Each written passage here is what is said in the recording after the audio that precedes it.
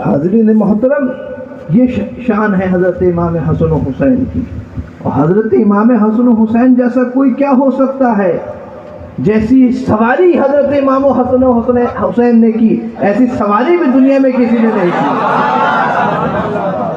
سید کائنات اور دونوں عالم کا تاجدار اپنے ان دو عظیم نواسوں کے لیے ایسے ہاتھ کو زمین پر رکھ کر کے اور دونوں شہزادوں کو اپنی پیٹھ پر بٹھا کر پورے کمرے کے چکر لگاتا ہے۔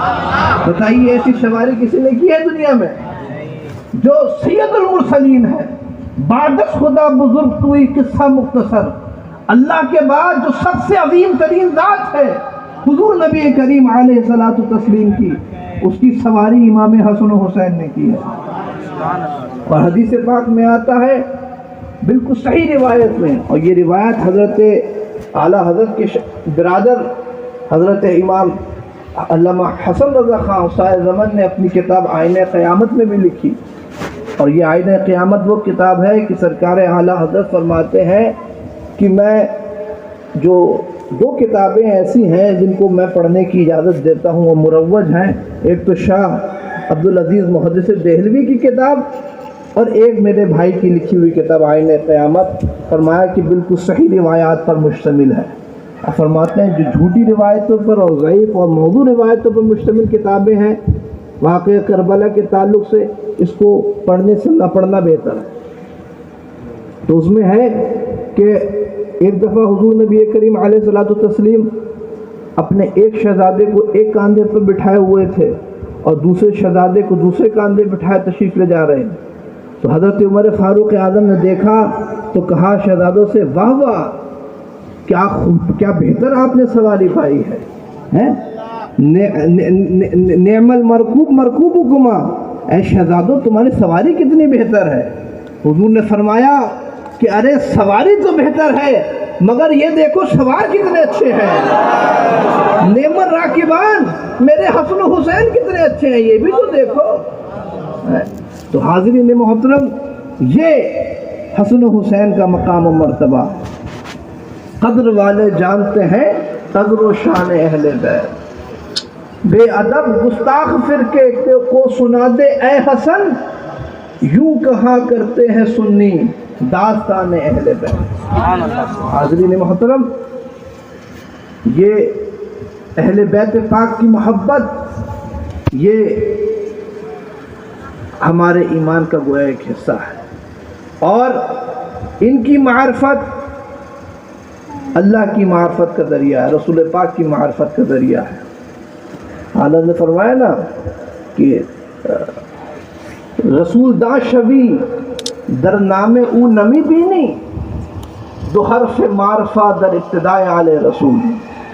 فرمایا کہ رسول کو پہچاننے والے ہو جاؤ گے۔ یہ اعلیٰ حضرت نے ایک منقبت اپنے پیر و مرشد کی شان میں کہی تھی، شاہ علیہ رسول مارا ہروی کی، مگر اس کا نام میں ایسا استعمال کیا جس سے سارے علیہ رسول مراد۔ فرمایا کہ رسول کو پہچاننے والے ہو جاؤ گے، کیا ان کے نام میں نہیں دیکھتے ہو کہ میرے پیر و مرشد حضور اعلیٰ حضرت کے پیر و مرشد کا نام تھا آل رسول مارا ہروی۔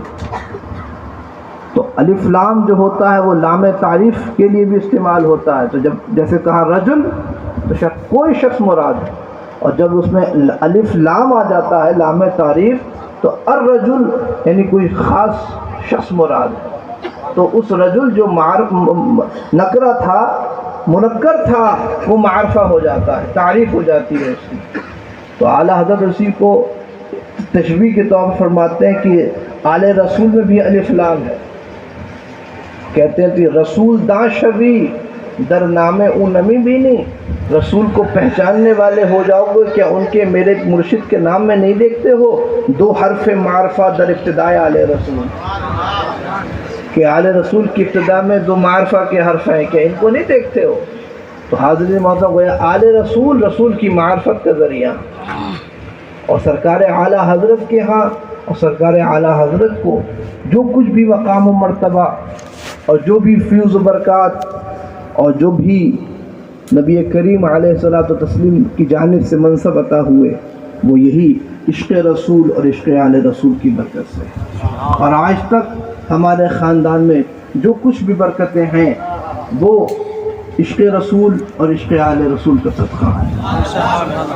ارے ہم تو ہر سید کی تعظیم کرتے ہیں جو رسول اللہ صلی اللہ تعالیٰ علیہ وسلم سے منسوب ہے، اور حسن و حسین اور حضرت فاطمہ الزہرا کا خون اس کی رگوں میں گردش کر رہا ہے، تو چاہے وہ بظاہر دنیاوی اعتبار سے فاسق ہی کیوں نہ ہو، مگر سرکار اعلیٰ حضرت نے فرمایا پھر بھی اس کی تعظیم واجب ہے، کیونکہ ایک سید کی تعظیم اس کے عمل کی وجہ سے نہیں کی جاتی، اس کے تقوی و طہارت کی وجہ سے نہیں کی جاتی، بس کہ اس مبارک اور پاکیزہ خون کی وجہ سے کی جاتی ہے جو اس کے رگوں میں گردش کر رہا ہے۔